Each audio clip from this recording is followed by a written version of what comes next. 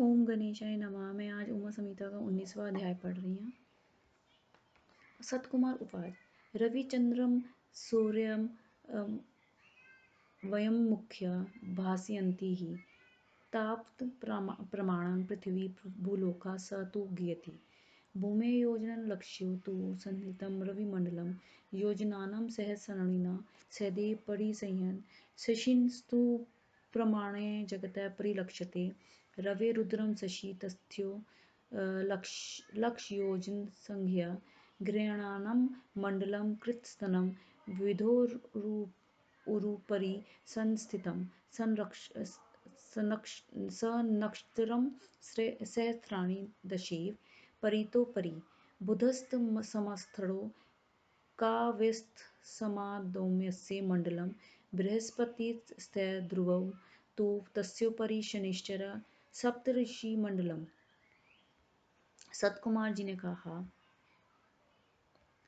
सूर्य तथा चंद्रमा की किरणें जहाँ तक प्रकाश पहुँचाती है उतनी पृथ्वी भूलोक कही जाती है।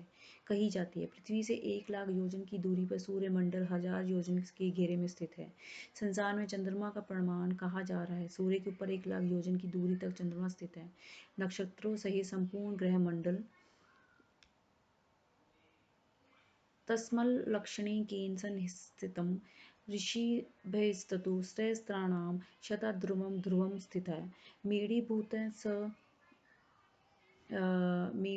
स यस्तस्य ज्योतिष्कस्य वै ध्रुवम् भूर्भुवः स्वस्त्रिग्रेयं भुव उद्रवं ध्रुवादवाक् एकयोजनकोटिस्तु यत्र ते कल्पवास्त्य ध्रुवाध्रुवं महर्लोका सप्ते ते ब्रह्मणा स्तुता।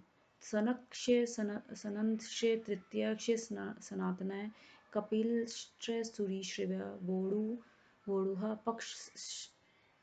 पक्षिस्थः उपरिष्टः तथा शुक्रो द्विलक्षभययन्त्रे स्थितः। 2,00,000 तस्मै दिगाय सोमसस्तु स्मितः। 2,00,000 तस्माद्ध्रुवं भूमा स्थितो मुने। 2,00,000 तस्माद्ध्रुवं देवगुरुः स्थितः। 2,00,000 जीवा ध्रुवो सौर्यव्यवस्थितः। एते सप्तग्रहाः प्रोक्ता स्वराशौ व्यवस्थिताः।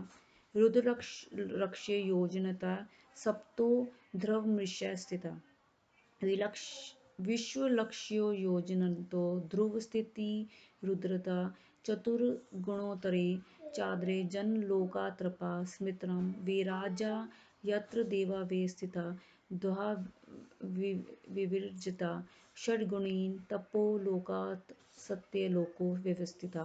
ब्रह्मलोकात् स विज्ञानो वसन्तमलचेतसस्य सत्ये धर्मार्थसेवे ज्ञानिनो ब्रह्मचार्या यदामिनो अर्थ भूलोकात्रिवसन्ति हि मानवाः। भुवलोके तु संसृता मुनयो देवरूपिणः स्वर्गलोके सुरादित्य मरुतो वसनो अश्विनो विश्वे देवास्तथा रुद्राः साध्या नागार्खगाये नवग्रहस्तथा ऋष्यो वित्तकल्मषा एते सप्त महालोका काल्य कथितास्तव पातालिनी च सप्तते ब्रह्माण्डस्थश्च विस्तरः दधिवृक्षफलं यदृदिति अक्षो अधमधस्ता एतदण्डकटादेन सर्वतो वे समावृतं पयसो दशगुणेन सर्वतस्य समावृतं वह्नि वायुना चापि नभसा तपसा तथा भूतादिना अपि महता। चंद्रमा के ऊपर चारों ओर 10,000 योजन पर स्थित है। बुध, शुक्र और मंगल क्रमशः उसके आगे है। उनके ऊपर बृहस्पति है और इसके ऊपर शनि ग्रह है। उसके 1,00,000 योजन ऊपर सप्तऋषि मंडल स्थित है और सप्तऋषियों से 100,000 योजन पर ध्रुव ग्रह है। मेढीभूत होकर ये संपूर्ण ग्रह चक्रध्रुव से नीचे और भूमि से ऊपर भूलोक भुवलोक तथा सर्वलोक में स्थित है। 1 करोड़ योजन पर जहाँ वे कल्पवासी ऋषि निवास करते हैं और ध्रुवलोक से ऊपर महालोक है वहाँ ब्रह्मा के ये 7 पुत्र रहते हैं, सनक, सनंद, सनातन, कपिल, असुरी, बोड़ू, पक्षिका। इनके ऊपर 2 लाख योजन पर शुक्र ग्रह है। शुक्र से 2 लाख योजन नीचे चंद्रपुत्र बुध है। हे मुनि, उनसे 2 लाख योजन ऊपर मंगल ग्रह है। उससे 2 लाख योजन ऊपर बृहस्पति है। बृहस्पति से 2 लाख योजन ऊपर शनि ग्रह है।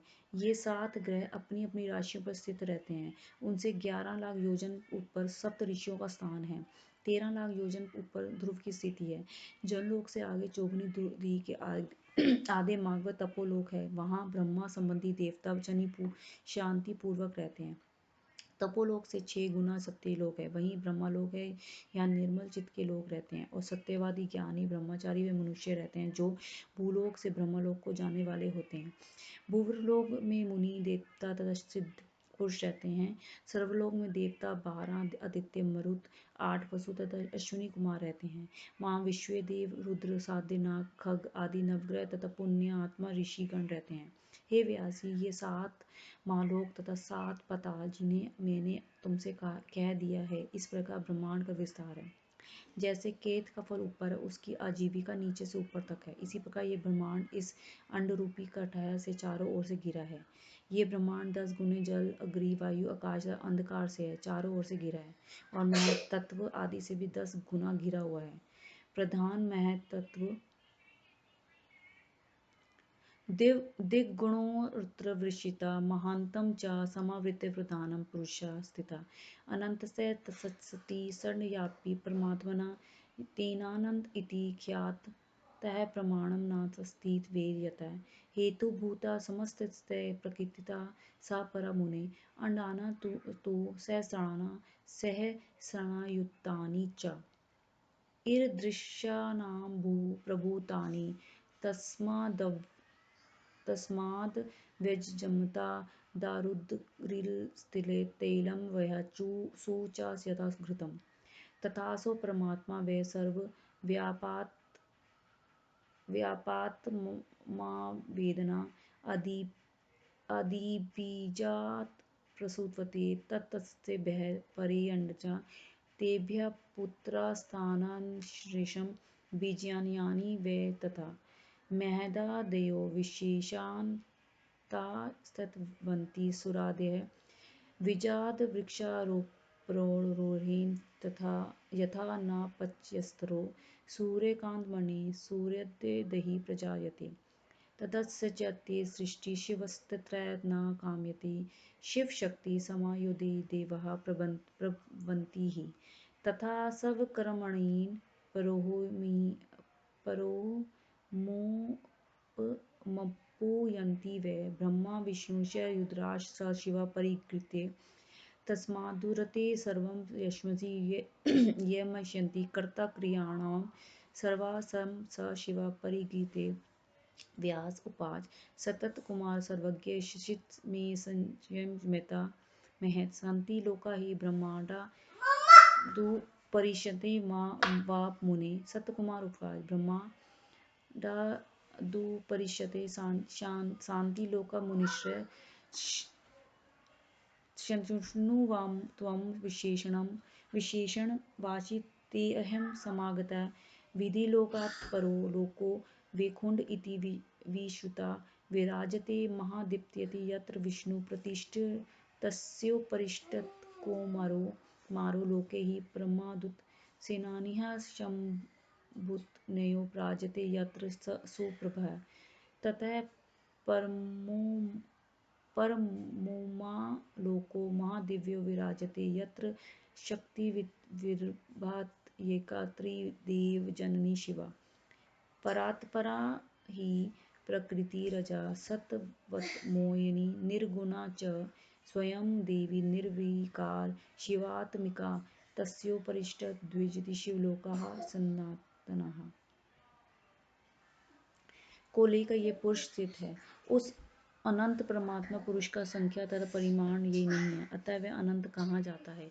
हे मुनि, ये सम तथा कारण स्वरूप है। उसकी वह प्रकृति है, हजारों अंडों के सैकड़ों हजारों समूह उस पुरुष से पैदा है। जैसे लकड़ी में आग, तेल में तेल और दूध में घी रहता है, वैसे ही अपने को जानने वाला परमात्मा संपूर्ण ब्रह्मांड में व्यस्त व्याप्त होकर स्थित है।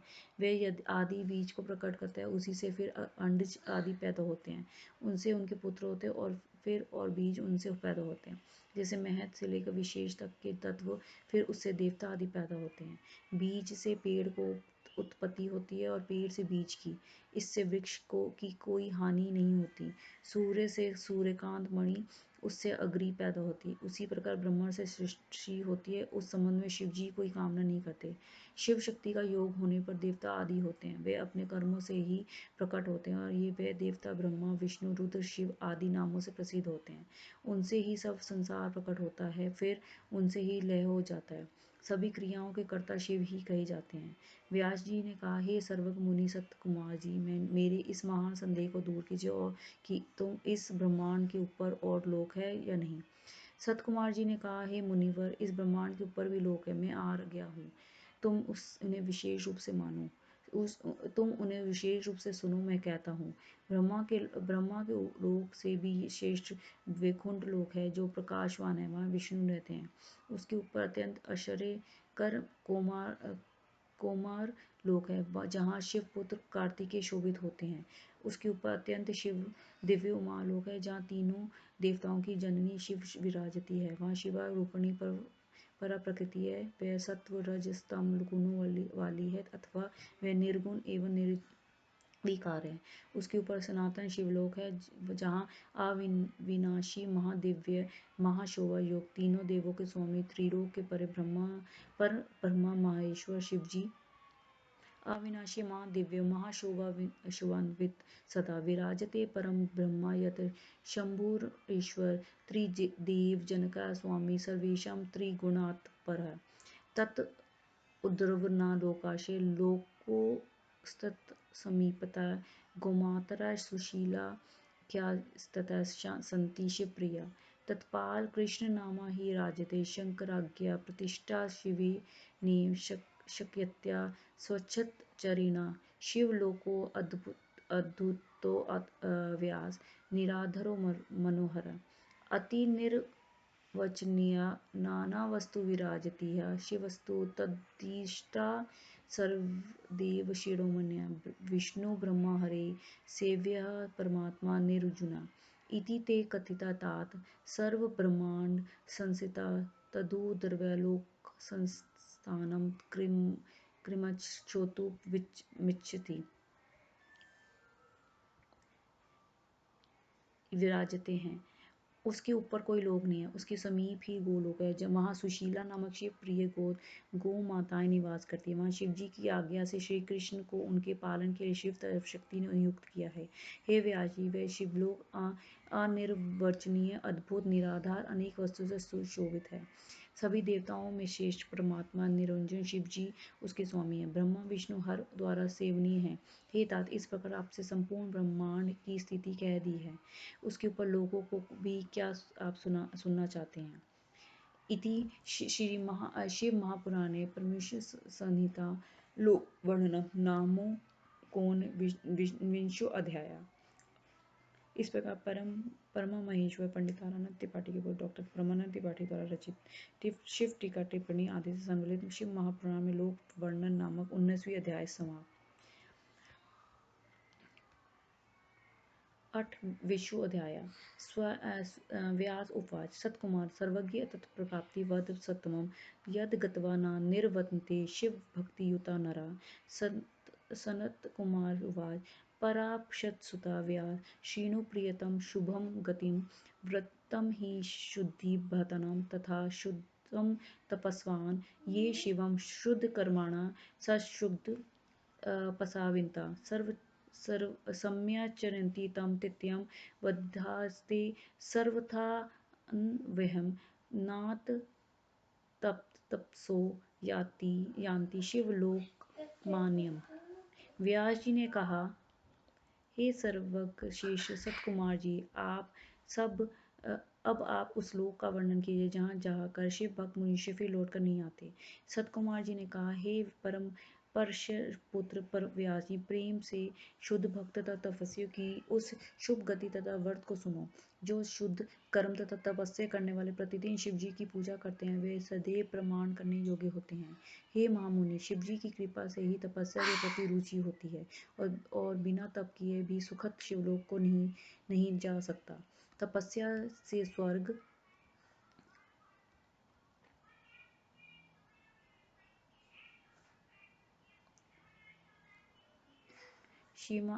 शिवानुग्रहस्ततेस्तम एव महामुने तपसा दिवि मोदन्ते प्रत्यक्षं देवतागणा ऋषयो मुनिश्चैव सत्यं जनानि मधुश्च सुदृढं दुरार्ध्यं सुदूरं दुरितिक्रमं तत्सर्वं तपसा साध्यं तपो हि दुरितिक्रमम् सुस्थितस्य ब्रह्मा नित्यं विष्णुहरस्तथा देवा देव्यो अखिला प्राप्तास्तत्पसा दुर्लभं फलम्।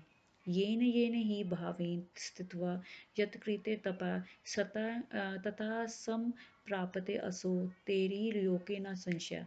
सात्विका राजसं चैव तामसं त्रिविधं स्मृतं विज्ञेयं हि व्यास सर्वसाधं साधं सात्विकं देवतानां हि यतीनामो ऊर्ध्वरेतसां राजसं दानवानां हि मनुष्याणां तथैव च तामसं राक्षसानां हि नराणां क्रूरकर्मणां त्रिविधं तत्फलं प्रोक्तं मुनिभिस्तत्त्वदर्शितं जपो ध्यानं तु देवानामर्चनं भक्तिं शुभम्। सात्विकं दाति निर्दिष्ट में शेष फल साधकम इहि लोके परे शेव मनो अभिप्रेत साधनम कामना फल मुशित्य राजसम तप उच्चे निज देहम सुपिन देह शोध कदुहा सदैव तपस्या तपस्तमसमुचित मनो अभिप्रेत साधनम उत्तम सात्विकम विद्यावृद्धम बुद्धिश्च निश्चला स्नानं पूजा जपो होम शुद्ध शोषणं महिषनं व्रतो वासचर्या च मौनमनि इंद्रियां निग्रह धीर विद्या सततं सत्यं क्रोधो दानं शान्तिधर्मो दया वापिकुपटगादि प्रसादस्य च कल्पना कृच्छ्रचान्द्रायण यज्ञा सुतीर्थाश्रमा पुनः धर्मस्थानानि चेतानि सुखदानि मनुष्याणां सुधर्मं परमो व्यास शिवभक्तेश कारणं संक्रान्ति विष्णुवधे नादयुक्ते नियुज्यतां ध्यानं त्रिकालिकं ज्योतिरुमन्निभावादरं ऋचक पूरका कुम्भा प्राणायामस्थितिक्रम स्मृता नाड़ी संविज्ञानं प्रत्याहारनिरोधं तुरीयं तदो बुद्धि राम संयुक्तम में देव समूह ऋषि तथा मुनि आनंदित रहते हैं। ये मेरी बात सत्य है। जो अति कठिन है इसे प्रसन्न नहीं किया जा सकता और जो अत्यंत दूर है इसे पार नहीं किया जा सकता। वे सब तपस्या से साध हो जाते, तप से ही सबसे कठिन है।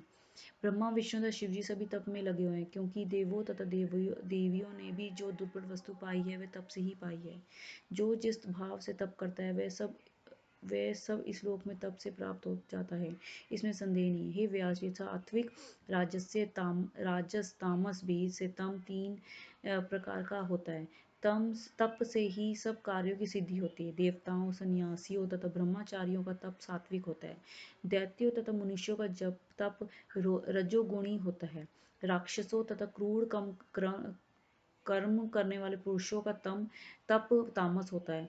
तत्वदर्शी ज्ञानी मुनियों ने उनका फल तीन प्रकार का कहा है। देवताओं का भक्तिपूर्वक जब ध्यान पूजन शुभ होता है उससे सात्विक कहा जाता है।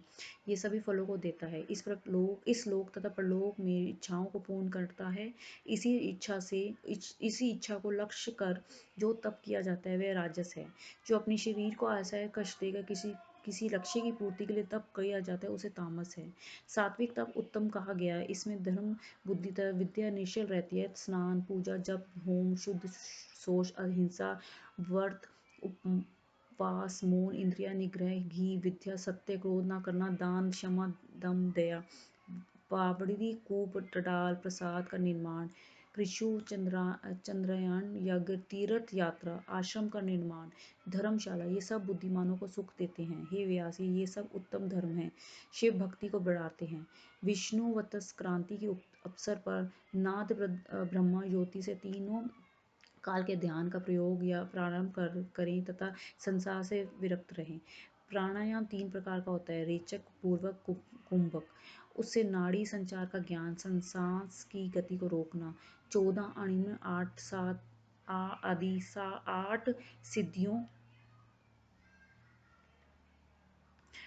पूर्वोत्तम समुच्चय पर ज्ञान प्रसादनम, काष्ठ अवस्था, मृत अवस्था, हरिता वेति कीर्तिता, ननो उपलब्ध्यो होता, सर्व पाप प्राणाशना, नाड़ीशय तथा पानम, वस्त्र धूप विलेपना, ताम्बूलु भक्षणम, वक्ष राजेश्वरी विभूतिता, हिमभारस्ता, ताम्रा गृहस्य रत्ननिधिता, पाण्डित्ये वेदशास्त्राणां गीत नित्यविभूषणं, क्षणवीणावृद्धाक्षण गजेन्द्र शत्र चामरे, भोगरूपाणि चेतानि अभीसतो अनुरज्यते, अदर्शवन्मुनिस्नेहस्थित वत्सले, निपीड्यते अरं गच्छेति, चाप्ययन् कुरुते अज्ञानमोहिता, ज्ञानपिहा संहारे, भ्रमते घटियन्त्रवता, सर्वयोनिषु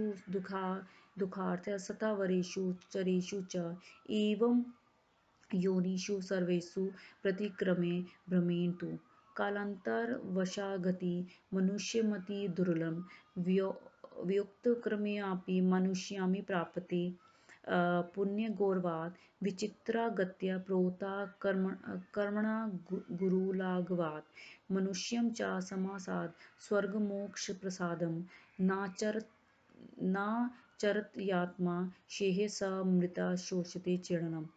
देवासुराणां सर्वेषां मनुष्यां चति दुर्लभं, तत् सम्प्राप्य तथा कुर्यात् गच्छेत्नरं यथा, स्वर्गपवगलभय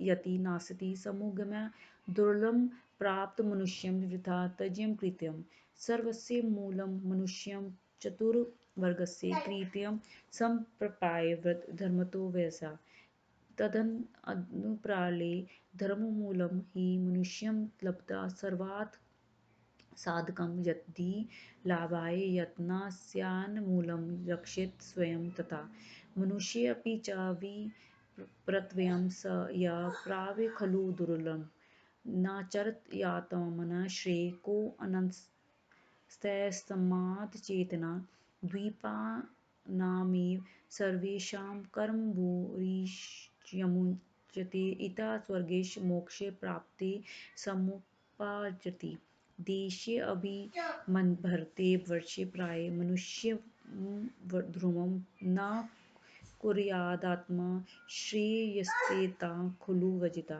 कर्मभूमिर्प्रिया। सहित होने पर भी अभिमान न करना, ये उत्तम ज्ञान मार्ग कहा जाता है। काश अवस्था, मूतावस्था, हरिता अवस्था, ये तीनों अवस्थाएं कही गई हैं। ये अनेक प्रकार की उपलब्धियों तथा सभी पापों का नाश करने वाली कही गई हैं। स्त्री, शय्य, पान, वस्त्र, धूप, लेपन, तांबूल, भक्षण, ये 5 राज्य ऐश्वर्य की विभूतियां हैं।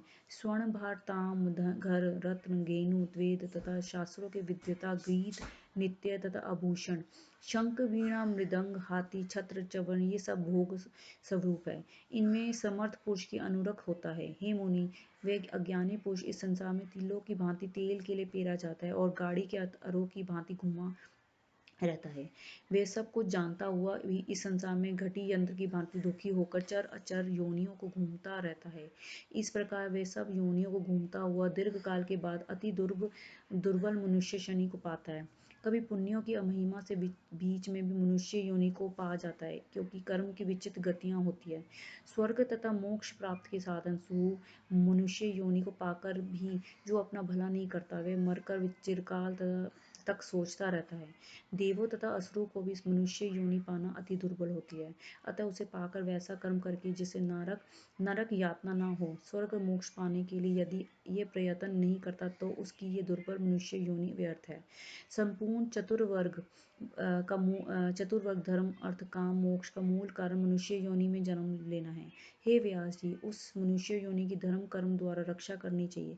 मनुष्य योनि धर्म की जड़ है और ये सभी अर्थों के सिद्धि का उपाय है। यदि लाभ लेना है तो मूल की रक्षा करनी चाहिए। मनुष्यों में भी ब्राह्मण होना और कठिन है। यदि फिर भी आप अपना कल्याण ना करें तो उससे अधिक मूर्ख कौन होगा। सभी द्वीपों में यह भारत भूमि कर्म भूमि कही जाती है। यहीं के प्रयत्न से स्वर्ग तथा मोक्ष मिलता है। इस भारतवर्ष में अस्थिर मनुष्य जन्म पाकर जिसने फल भूमि रसोस्मिता ये यथा कर्म स्वर्गे तदनुभुज्य यावत् स्वस्तं शिरस्य तावदं समाचरेत् आश्वसोदितो अप्रयत्नं कृतमुत्सहेत्। अर्धुवणेशरीणे ध्रुवं यो न प्रसादेते ध्रुवं तस्य परिभ्रष्टं ध्रुवं नष्टमेन च। आयुष्यखण्डनी निपतिता तद्गता अहो यात्रोपदेशेन किरमथा नाबुध्यते यदा न ज्ञायते मृता कदा कस्य भविष्यति। आकस्मिके हि मरणे गतिं विदयन्ति कस्तथा परित यदा सर्वमेकाकी यास्यति ध्रुवं न ददाति कथा कस्मात् पार्थेयतामिदं धनम्। गृहीता दानपार्थिता सुखं याति यमायलं अन्यथा किल विषयजन्तु पाथेयर्हिते पाथि। येषां काले पुण्यानि परिपुण्यानि सर्वथा गच्छतां स्वर्गदेशं हि तेषां लाभ पदे पदे।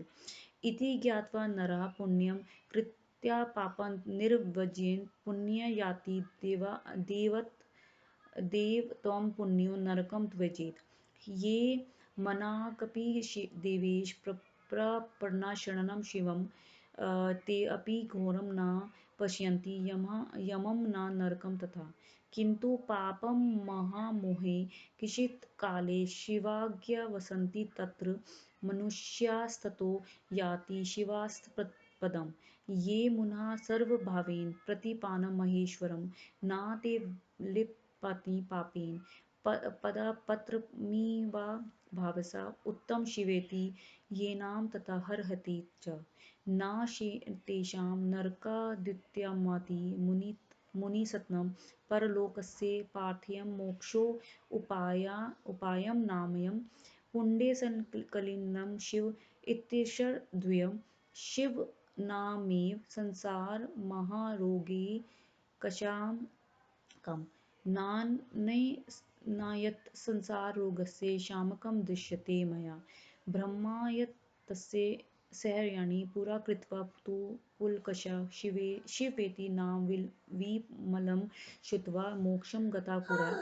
तस्माद्द्वे यतिमिषे सततं बुधा शिवभक्त्या महाप्रज्ञा भक्तिमुक्तिं च विदयन्ति। इति श्री शिव महापुराणे पक्षिममुमासंहितायां मनु विशेष कथनम नाम विंशो अध्याय। अपना भला ही किया, उसने अपनी आत्मा को ठगाया। हे ब्रह्मा, ये कर्म भूमि तथा फल भूमि है। यहाँ जो शुभ कर्म किया जाता है उसका सुख स्वर्ग में प्राप्त होता है। जब तक शरीर स्वस्थ है तब तक धर्म करना ही चाहिए। अस्वस्थ होने पर मनुष्य दूसरों के कहने पर भी कुछ नहीं कर सकता। अस्थिर इस शरीर से जो स्थिर को प्राप्त नहीं करता तो उसका मोक्ष रूपी लाभ तो नष्ट हो ही जाता है। ये अस्थिर शरीर तो नाशवान है ही। आयु का एक एक क्षण उसके सामने रात दिन के रूप में नष्ट होते जाते हैं, फिर भी वह कुछ वह कोई क्यों नहीं जागता? जब ये मालूम नहीं है कि कब किसकी मृत्यु होगी, सहसा मृत्यु होने पर कौन धैर्य रख जा सकता है? जब मनुष्य सब कुछ छोड़ कर जाने लगता है, तब उसे रास्ते के खर्च के लिए कोई भी धन नहीं देता, किंतु जीवित काल में दिया हुआ उसका धन चुभने के रूप में उसके साथ रहता है, जिससे वह यमलोक के मार्ग में सुख से जाता है, नहीं तो मार्ग में कष्ट पाता है। जिन्होंने समय रहते पुण्य का संचय किया है, वे स्वर्ग को जाते हैं, उन्हें पद पद पर लाभ होता है। ऐसा जानकर मनुष्य को चाहिए कि वह पाप को छोड़कर पुण्य कार्य करें। पुण्यों से वह देवत्व को प्राप्त करता है और पाप से नरक को जाता है। जो थोड़े भी देवताओं के स्वामी शिवजी की शरण में गए हैं, वे भी ना नरक को देखते और ना यमराज को, किंतु अपने पाप कर्मों के कारण वे शिवजी की आज्ञा से नरक में रहकर फिर शिवलोक को जाते हैं।